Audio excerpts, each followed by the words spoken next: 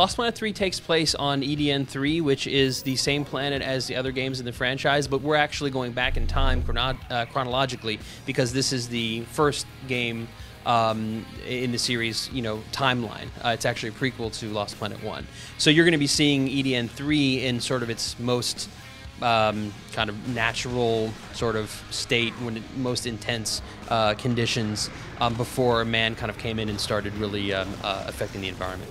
We were the first really video game out there to explore the idea of this incredibly intense frozen planet.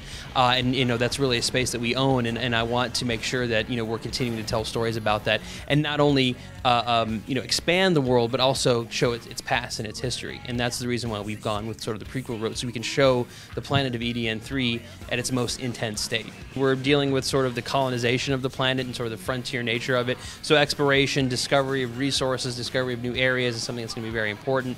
And it's also something that we've really wanted to do in the series for a long time. And finally now, with the technology and with the concept of the game, we're able to make it so that you do have these high action sequences, you do have these suspenseful interior segments that you mentioned, being inside of a derelict base and kind of exploring that. But we also have these great sweeping vistas where you're both in and out of the rig and you can go out and explore. And the player is going to have the freedom to get in and out at almost any point when you're in the exterior on the planet. So, for instance, you could be walking in the rig from one location to another, find something kind of on the ground, maybe a glittering piece of metal or something, get out, investigate, maybe that will lead to a whole other side mission. So we really like the freedom that offers.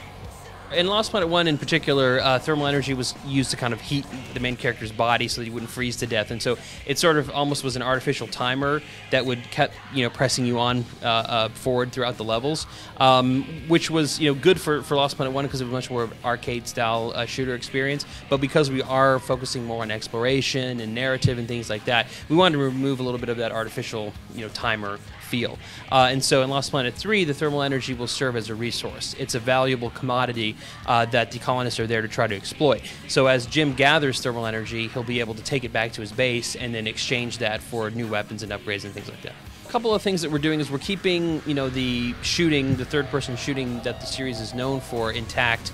Making the controls a little bit more intuitive and more responsive. But basically, shooting angry creatures on foot is going to feel very similar to the past games. But something new is we're taking the vehicles in the game, which in Lost Planet 1 and 2 were called vital suits, and they were smaller, more maneuverable. They had Gatling guns and rocket launchers and things, and we're actually showing what those would have been like in the past before they had become militarized and before they had become miniaturized. So we have something called the utility rig, which is this giant construction robot, basically, that the main character Jim uses to do different contracts, set up structures, lay pipeline, things like that. So one of the things that the player is going to find is that when they're in the utility rig, they'll be in a first-person perspective, which is something new for the franchise.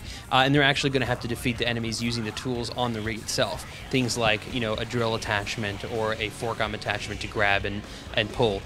So it's a great contrast between shooting using firearms when you're outside of the rig and then kind of the more close quarters combat when you're inside the rig. We are doing multiplayer. We're not really talking about the details right now. We'll be revealing those more as we go along. What I will say is that the campaign of the game is very much single player. It's about Jim, the main character, kind of becoming him and empathizing with him and leading him through his journey. And then you'll have a separate multiplayer suite that will have different game modes that you'll be able to play. Lost Planet 3 is coming out for PS3, Xbox 360, and PC in early 2013.